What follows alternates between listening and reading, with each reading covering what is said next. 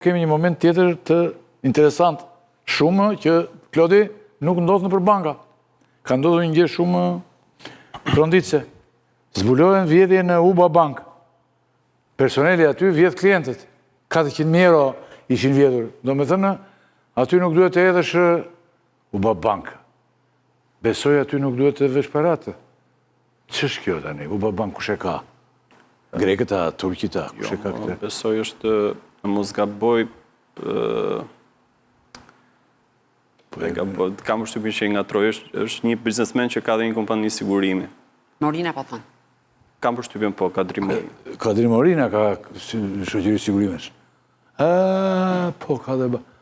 Ja. Kadri, do me thënë, aty vjetë kanë lekët në banka. Si ka mundësi tani, 400.000 euro i kanë marrë klientëve. Do me thënë, klienti shketi qonë aty dhe, befës? Po. Si ndë, ju duke që vëzdojnë të flisnin për këtë. Jo, po në qofë se na bërë pyetje, në bërë Po të ndalosh... Po pra, qa ka ndodhë tani? Po ndalosh ti... E ke emisionin, po të ndalosh... Pra, thamë, qëfar është UBA Bank? Po, dëgjo, do e ketë ashtë në gjeshur emisionin, se ne erdhëm dhe nga protesta, kupton? Jo, do të futim në moment dhe fundit do futim protestën. Dhe gazetarin aty dhe kjo është pike fundit që kemi bashkë. Atëherë, zoti Rakipi, UBA Bank ka patur llogarinë e 2 klientëve, në llogaritë e 2 klientëve 400.000 euro, të cilat përmes mandateve të falsifikuara, të pa autorizuara nga klientët të cilët i zotronin llogarit, janë 11 punonjës të bankës të cilët përmes mandateve të falsifikuara kanë tërhequr parat dhe i kanë boshatisur llogarit. Unë kam arritur të kem kontakt me njërin nga këto 2 klientë i cili kishte edhe një pjesë të parave dhe ai pretendonte që e kanë sorollatur sa tek një bankë në tjetrën për të mos u zbuluar skandali i vjedhjes dhe i zbrazjes së llogarive bankare.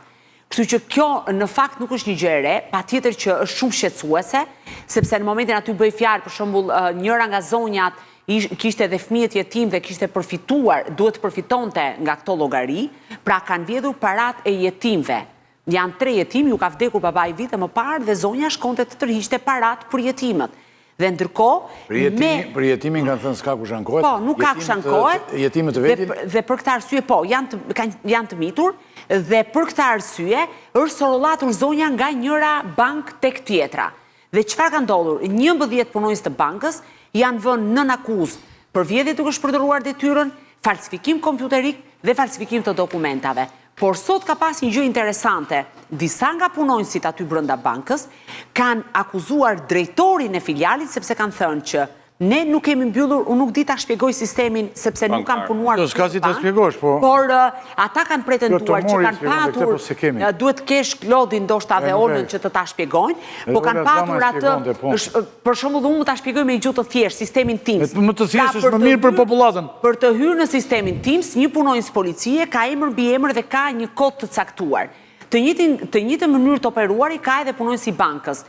Dhe disa nga punonjësit të cilat nuk janë më aty, po janë sot në akuzë dhe në masa sigurie, pretendojnë që ku largoheshin për shembull për të drekuar apo për të patur pushimin, kohën e pushimit, drejtori ju thoshte që do të linin atë llogarinë e hapur.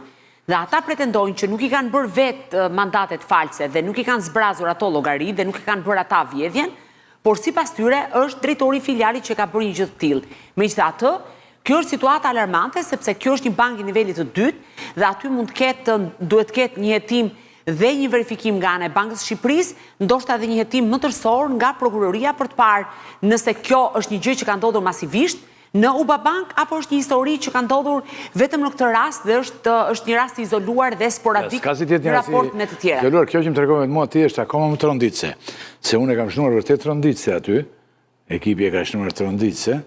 Por kjo është shumë tronditse, se u kanë bërë jetimve të miturve, të vegjinve. Sepse jetimet janë nipat dhe mbesat e një kolege i gazetare.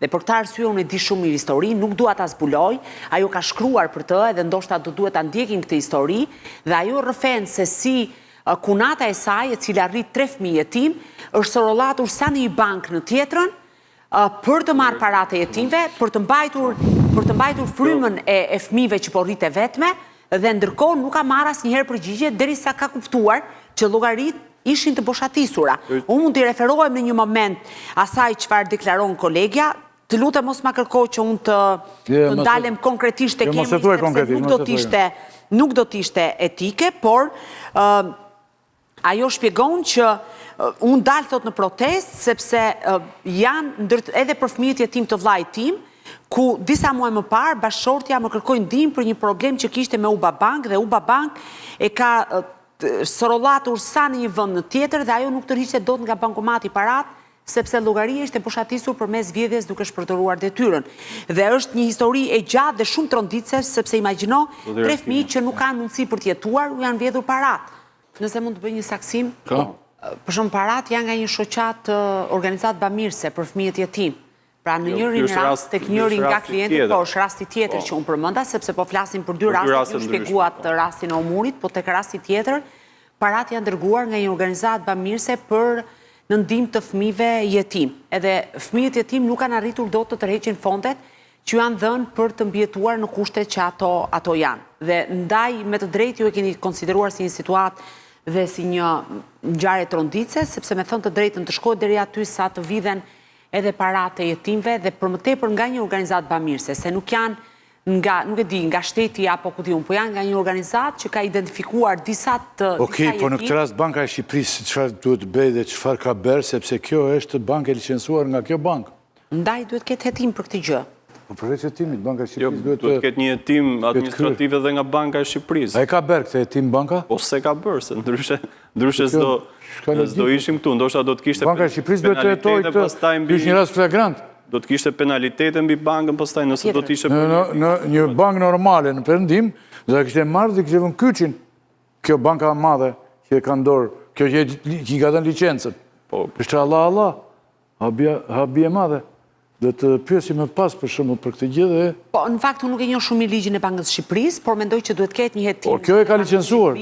Sepse e ka licencuar dhe në momentin kur në rastet konkrete pra kryen vepra të tilla penale ose ka dyshime, do duhet patjetër të ketë një auditim, mendoj, nga ana e Bankës së Shqipërisë për të kuptuar, sepse nëse kjo ka ndodhur në mënyrë sistemike dhe ka edhe raste të tjera, pastaj janë përpara kushteve të hapura të paligjshmërisë, që normalisht mund të çojnë deri në heqjen e licencës së bankës. Megjithatë, duhet i kthejmë ligjit ta shikojmë nga afër për dhënë edhe ndoshta një përgjigje më të saktë sa i përket. Në proces është kjo, do ta shohim, do ta ndjekim, unë do të telefonoj edhe stafi, do të telefonoj edhe bankën kombëtare për të kuptuar se çfarë ka ndodhur, sepse janë ata të parë që gjykojnë, se nuk bën vetëm prokuroria dhe ligji fillon që këtu. Duhen të jenë disa institucione që të reagojnë. Po institucioni i parë që përgjigjet është kjo bankë.